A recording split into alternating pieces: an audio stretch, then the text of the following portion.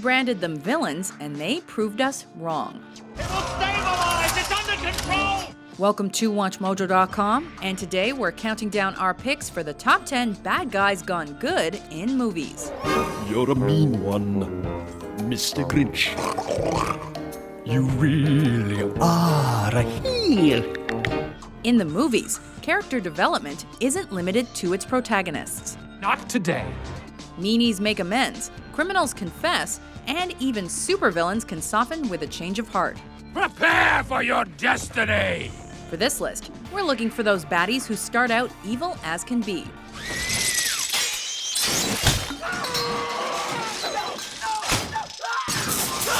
But end up proving that redemption is possible. Oh God, what have I done? However, we're excluding anti-heroes as that's a list for another day. And as you may expect, there will be some spoilers ahead, so spoiler alert. I haven't taken leave of my senses, Bob. I've come to them.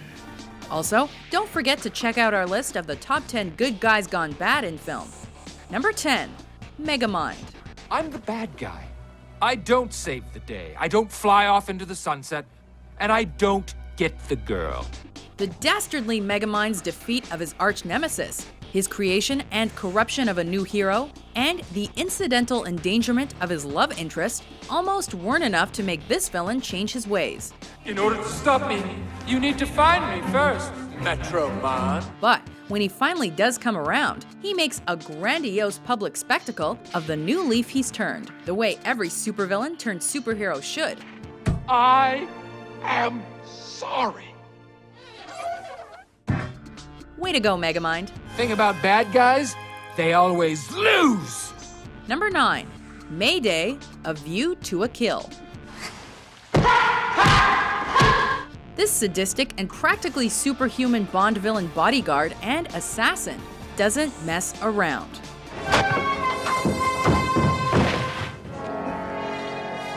She kills a detective and an MI6 agent and gets away with it before James even gets a say.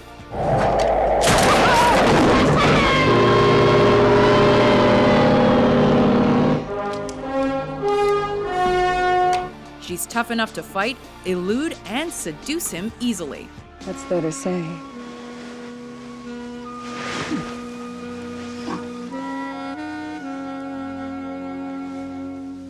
However, her boss betraying her was the last straw.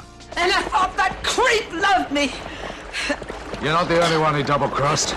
So she makes the ultimate sacrifice by changing allegiances and killing herself in order to stop Max Zorin from bombing and drowning Silicon Valley. Mayday.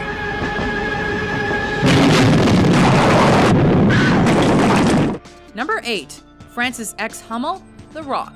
If you have any concern for the lives of your men, you will order them to safety their weapons and place them on the deck. This is not happening. Frank Hummel's renegade Marines put the Pentagon and FBI under the gun by threatening San Francisco with stolen weapons and killing their Navy SEALs. You refuse payment, I launch the gas. You've got 40 hours till noon, day after tomorrow, to arrange transfer of the money.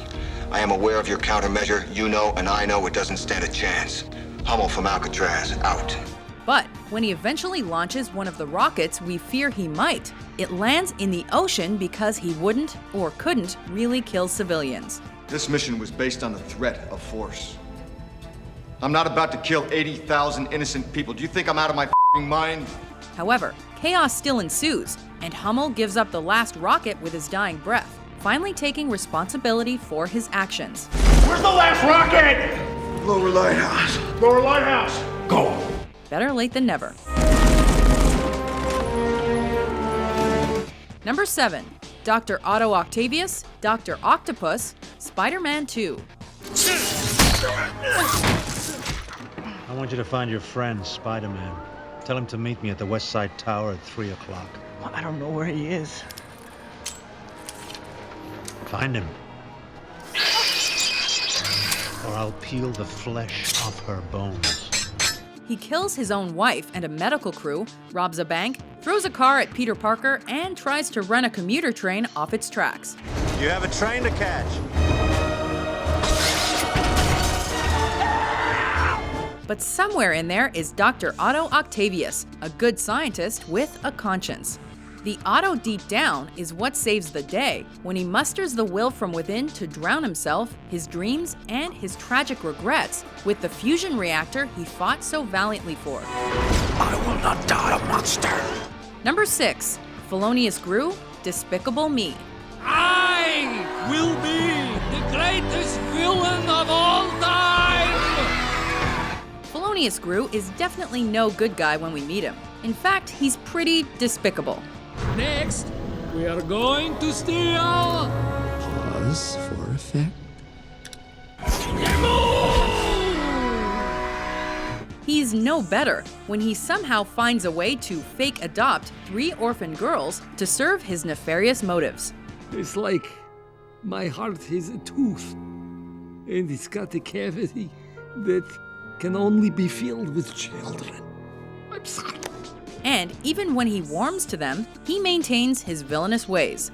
Will you read us a bedtime story? No. Pretty please. The physical appearance of the please makes no difference. But it's rescuing them from another villain that really melts his heart and puts his actions into perspective. You gave us that! I know, and it is the worst mistake I ever made! Number 5. Ebenezer Scrooge, A Christmas Carol. Humbug!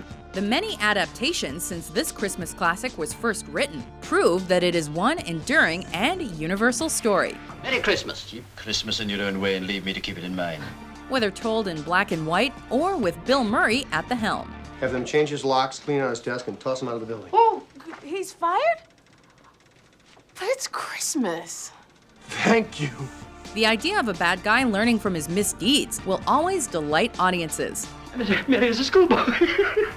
In this Charles Dickens novel adaptation, all it took for Scrooge to see the light was some soul-searching into his past, present, and future to reform from being a stingy grouch overnight. And everyone is made the better for it. A Merry Christmas, Ebenezer. You old humbug. And a Happy New Year, as if you deserved it. Number 4. Severus Snape, the Harry Potter franchise. How dare you stand where he stood? Tell them how it happened that night. Tell them how you looked him in the eye. A man who trusted you and killed him. Tell them. He's a complex character throughout the franchise. But with his dark, brooding behavior and hostility towards young Harry, Snape's certainly no Care Bear. Now, should anyone, student or staff, attempt to aid Mr. Potter, they will be punished in a manner consistent with the severity of their transgression. Going back and forth from a potential hero to a shady antagonist, it's unclear what's driving Snape when he does things like kill Harry's friend Dumbledore and work with his supposed sworn enemy, he who must not be named. It answers to you, and you only. Does it? However, somehow, in the end, his motives turn out to be completely noble, protective, and well-intentioned. You have your mother's eyes.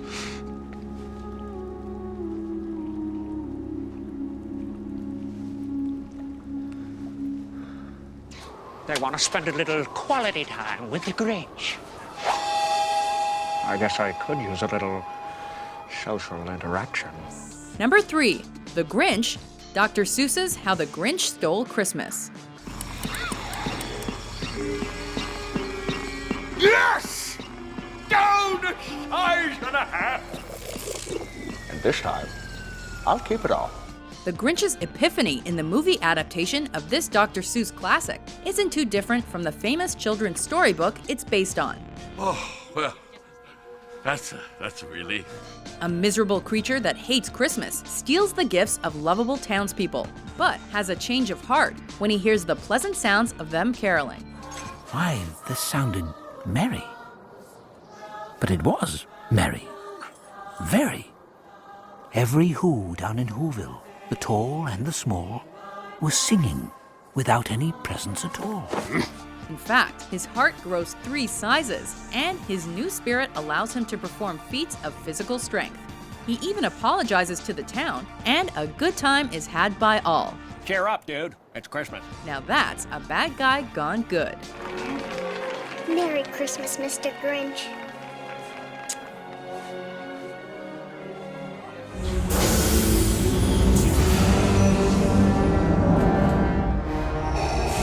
Number 2, Darth Vader, Star Wars Episode 6, Return of the Jedi. I assure you, Lord Vader, my men are working as fast as they can. Perhaps I can find new ways to motivate them. Vader tortured us for almost 3 full movies, so it's easy to forget that this iconic sci-fi character redeems himself at the end.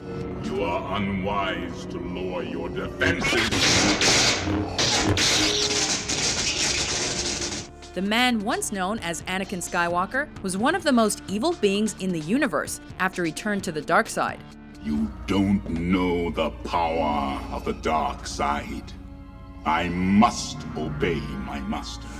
But salvation comes when he saves his son Luke from the Emperor's wrath for refusing to join the Galactic Empire.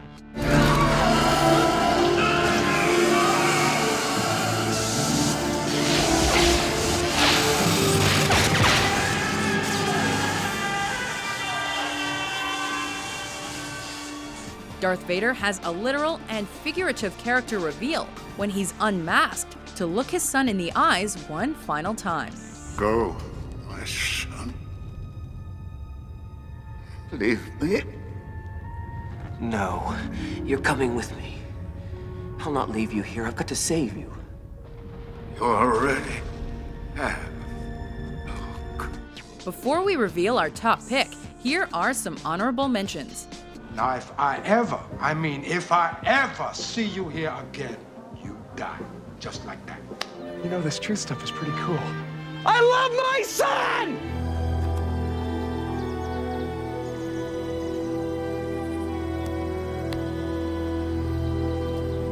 You'll be out of here in no time. Hey, knock it off, Squirt. You gotta be strong. You have to take care of Manfred and Sid. Especially Sid. Number 1, the T-800, the Terminator franchise. Come with me if you want to live. There's really no better poster boy for change than the 180-degree shift this murderous cyborg makes between the first and second films in this iconic franchise. In the original, the T-800 has one purpose in life: to destroy Sarah Connor and, by extension, her future son, John. Sarah Connor? Yes?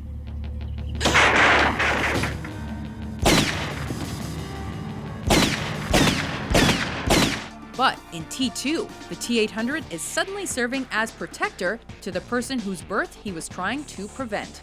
He even abstains from committing fatalities at his request. I swear I will not kill anyone. Forget reform, the T-800 reinvents himself. I need your clothes, your boots, and your motorcycle. Or at least gets reprogrammed by future John Connor. Either way, congratulations. Hasta la vista, baby. Do you agree with our list? Which bad guys gone good did we miss? And I don't think that Brazilian food really gave us food poisoning. No, it did. No, I don't think it did. It was the food. I shit my pants. For more memorable top 10s published every day, be sure to subscribe to WatchMojo.com.